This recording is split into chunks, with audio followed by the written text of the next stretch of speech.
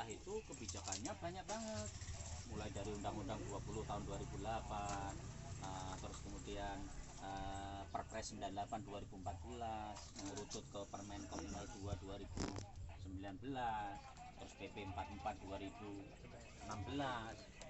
Semua kita enak. Kita punya produk ikut matchmaking, bikin paspor, ikut pameran, bayar 50%. Tinggal ke KBRI gratis. Nah, ngerti pasarannya? Ya udah. Sering akhirnya nggak pernah pulang ke Indonesia. Nah, ini kan pameran Jepang. Besok lagi BKPM ada, ya udahlah. Minta tolong aja, tolong kirimkan atas nama BKPM RI. Kargonya gratis. Kirim ke KBRI di Jepang.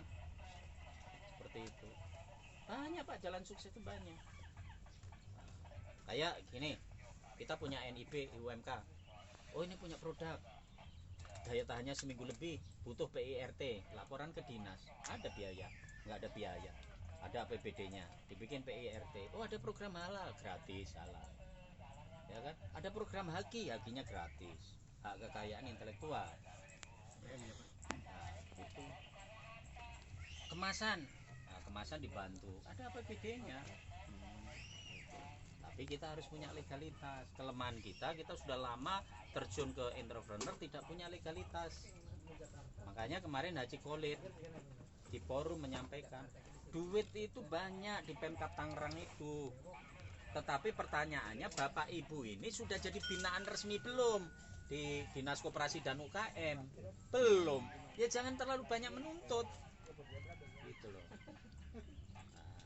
Nah, ini Pak Adi bisa bikin ini, Bapak ngajukan ke Bikrab startup, terus kemudian Bikrab itu ada startup sampai 200 juta itu startup.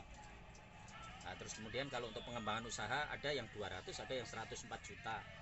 Yang kreatif seperti ini. Tapi harus ini diuji emisi dulu.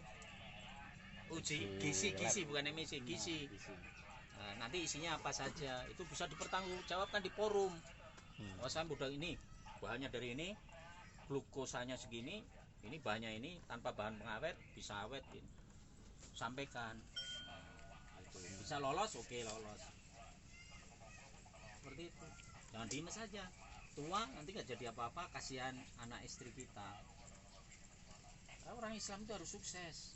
Karena apa? Dengan sukses itu kita bisa membantu banyak orang. Paling tidak walaupun nggak keuangan, membantu informasi seperti ini. Kan nggak setiap orang mau membantu informasi. Kalau saya bantu sampai mereka sukses, kita bantu.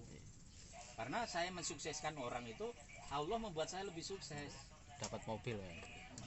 Ya dapat. Dikasih mobil. Gitu. Jadi seperti itu, ya Pak Bos Uji. Siap. Nah, kita lagi mencari nih pribadi-pribadi yang kredibel, kapabel melalui komunitas-komunitas seperti ini. Siapa ini yang punya yang kredibel, kapabel, trust ya. Terus kemudian dia punya kemampuan komunikasi. Sebetulnya Pak, untuk sukses nggak perlu modal loh Pak, jujur aja. Komunikasi. Banyak kok orang Jakarta itu banyak yang punya duit banyak, pengen invest, tapi pertanyaannya itu orang itu pas enggak. Itu balik doi pan orang balik pun. Jadilah orang baik untuk sukses. Walaupun kata orang kalau jujur itu acur, enggak. Kan ada jujur orang kayak Alwani ya. Alwani jujurnya bukan main, itu sukses dia. Di apa? Surya Bahari. Jadi saya udah pelajari kalau orang-orang sukses itu ternyata orang jujur. Sukses karir, sukses ini dari jujur. Udah gitu aja, jujur, nggak macam-macam, nggak korupsi gitu. Udah kalau korupsi, udah orang kalau ada kepercayaan pasti. Katakanlah ini Pak Haji itu duit banyak kan. Ini butuh modal. Karena percaya, udah saya kasih modal. Karena ini trustnya dijaga bener nih. Aduh, ya udahlah, pulangin segini, bisa mulangin berapa bulan? 10 bulan Pak, tenang Pak Haji juga, pulangin 10 bulan, sini udah berkembang. Nah, seperti itu. Kan pertanyaannya orang itu kan ragu-ragu ketika jujur nggak ini orang, bener nggak ini orang, kredibel nggak orang, kapabel nggak orang, gitu loh. Makanya itu tadi untuk sukses.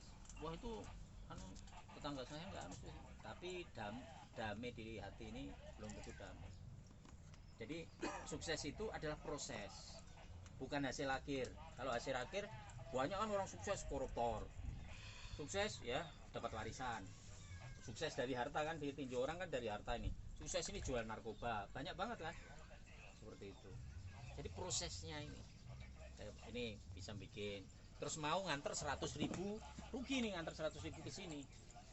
Nah, tetapi oh enak, nanti suatu ketika ada acara, oh iya pesen darah. Nah ini iklan yang paling mujarab itu seperti itu. Jadi ini saya mie ayam 10 saya antar ke Jakarta, padahal rugi, tapi nggak apa-apa, akhirnya oh enak, mereka pesen nanti.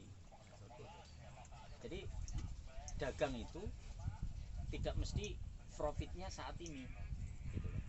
Seperti ini kan 100.000 rugi, padahal udah pakai tas, sudah ganteng banget, mungkin mau ngajar di mana atau mau pacaran lagi kita nggak ngerti kan?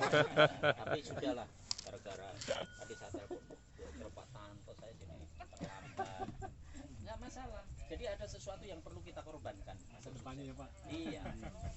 Dan setiap komunitas, setiap kita silaturahim pasti ada manfaatnya.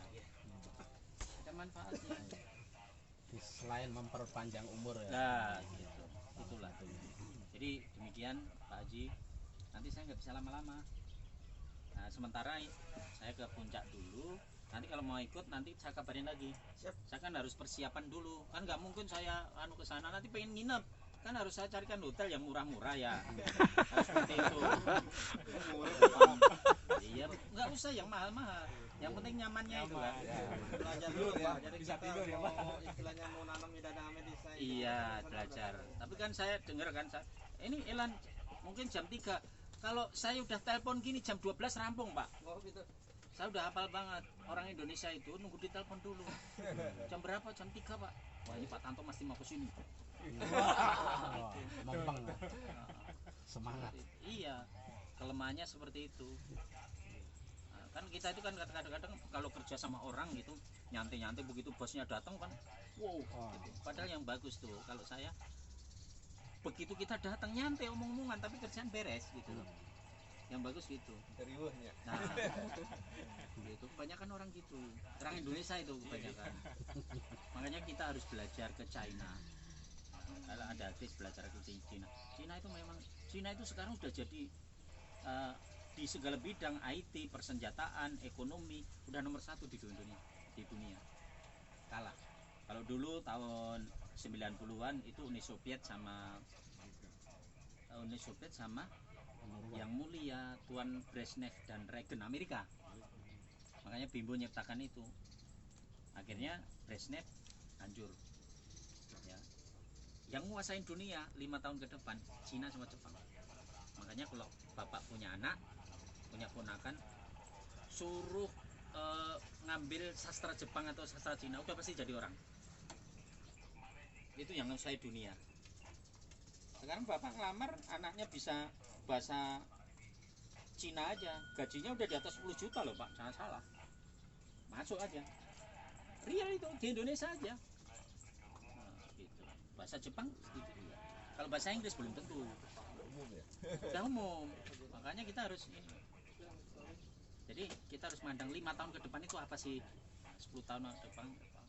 Dulu tahun 80-an komputer, sarjana komputer terserap. Nah, sekarang semua orang bisa komputer.